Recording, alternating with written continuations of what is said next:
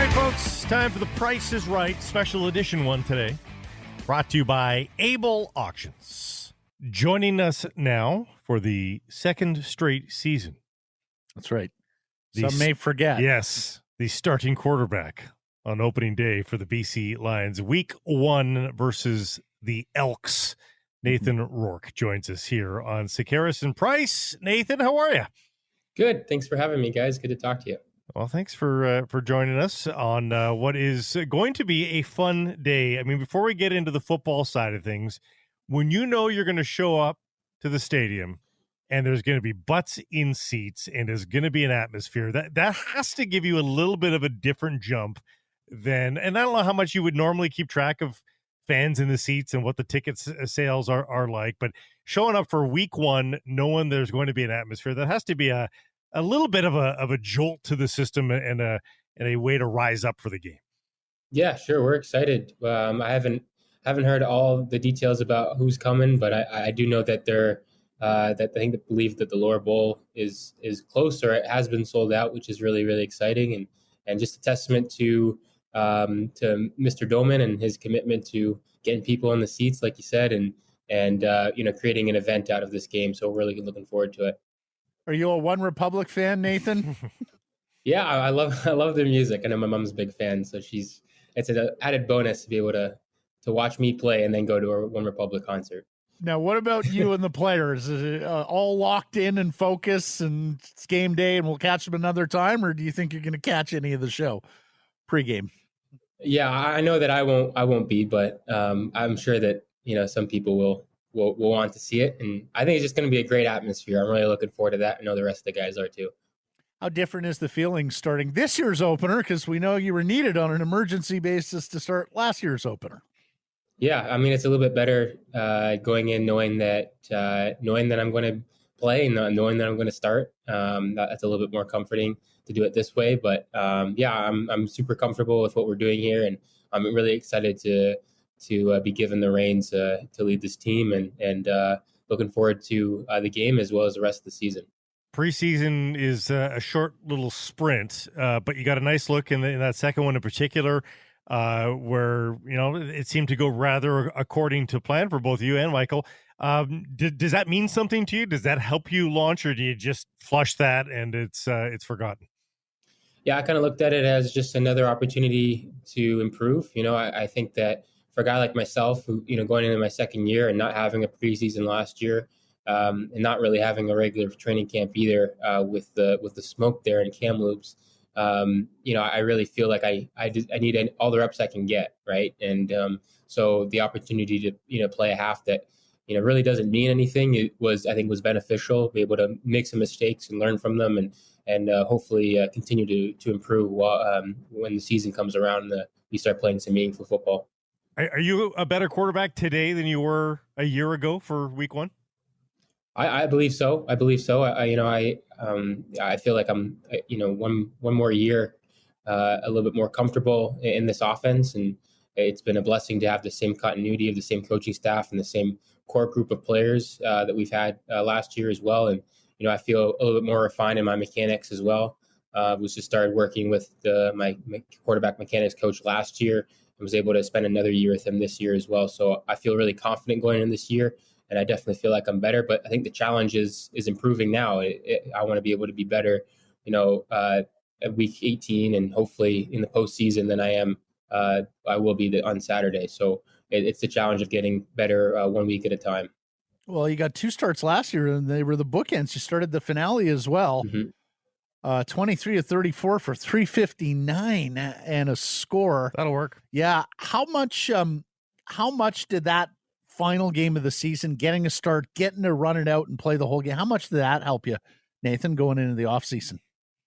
Yeah, it was a lot of fun. And I really enjoyed it. One of the things that stood out to me about that game was the fact that it was a meaningless game for us in a lot of respects, but the team still came out and they played really, really hard. And a lot of guys could have shut it down and been started to plan their vacations in the off season, stuff like that, but that just didn't happen. And I think that goes to show what kind of group that we had. The season really didn't go the way that we wanted to last year, but I thought we showed flashes of being a really good team. And when we showed up like that for, a young guy to start in his game, like myself, and they kind of rallied around me. That was really cool to see, and kind of rode that momentum going into the off season and obviously into this season.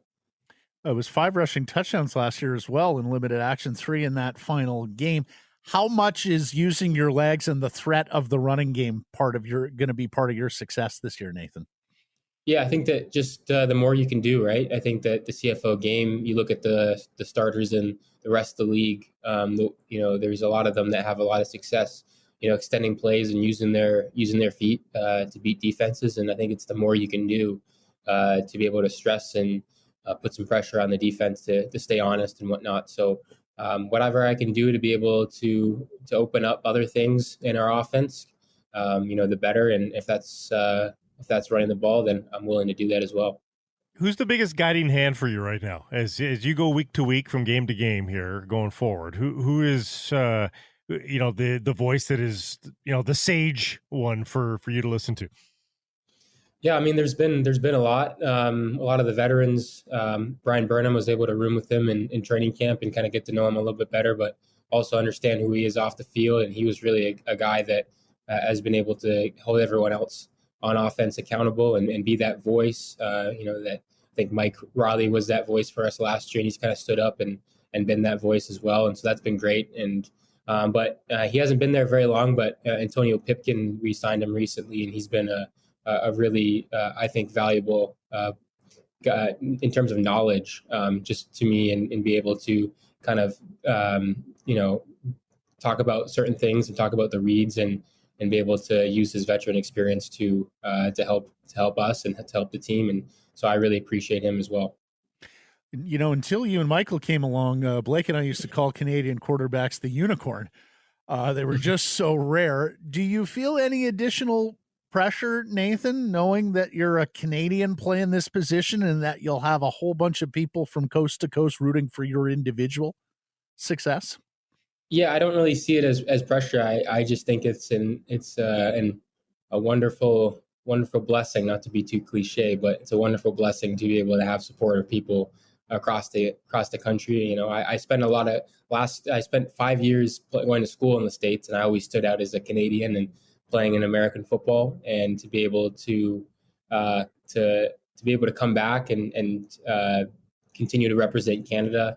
The Canadian Football League is an honor, and I only really hear about it when I talk to people in the media. But I think that's what's great about this organization, is that they haven't really harped on it at all. They're just trying to play the best players, but it certainly is an honor to be able to play football in my home country and in front of a great fans all across the country. I've got a new answer for you. I think you should have some fun with this and deflect it wholly onto Michael. You say, oh, no. It's way more pressure coming out of a Canadian school. That's where all the pressure is. And then it's all on him. Then you'd be like, it's nothing on me. And he'll be cursing you behind the scenes the whole time. It'll be really fun. I think he enjoys that, actually, so that I don't want to. Oh boy. I think he really enjoys that. So you have to talk to him about that. But hey, I might try that one out because it is getting repetitive. Nathan, we wish you all the success on Saturday and beyond. Thank you for the time here, sir, and we'll catch up down the road. Yeah, thanks, guys. Sounds good. Saturday, 7:00 kickoff at BC Play Stadium. And the one thing that I think is going to serve that young man well as he develops into a starting quarterback in this league is the defensive backs he's going to be thrown against in practice. This is a veteran, star-studded Leo secondary. I mean, I firmly believe that the lockdown Banks, Marsh, and Phillips very much made Lions quarterbacks better back in the day because they were really tough in practice. And when you look at TJ Lee, 8 years in, Gary Peters, 6 years in, Delvin Breaux, Marcus Sales, both 4-year CFL veterans in that secondary, like that's a challenge day in and day out at practice if you're working against the number ones. So I think the Lions are going to probably have to rely on that secondary a little bit in the early going here as other facets of the team gel. But I think that's going to serve Nathan Rourke very well in his career. Pretty good receiving core too. Yeah, it is. And two maybe of the best. Like Lucky Whitehead can be used in a real safe dump option, where they just say, Lucky, you do the rest. That's right. And then you can tell Brian Burnham, still at his advanced age, to go up and get it. I'm going to throw in the vicinity of you. Go get it, please. So that can help him too. And we've seen Burnham make the in the vicinity catch time and again. Yeah. I'm not sure if Thunder and Lightning applies to a set of receivers. I'm not sure Brian would want to be known as Thunder, but he's the big body, big catch radius in traffic, tougher possession guy, and Lucky is the home run potential on each and every touch. Good luck to them.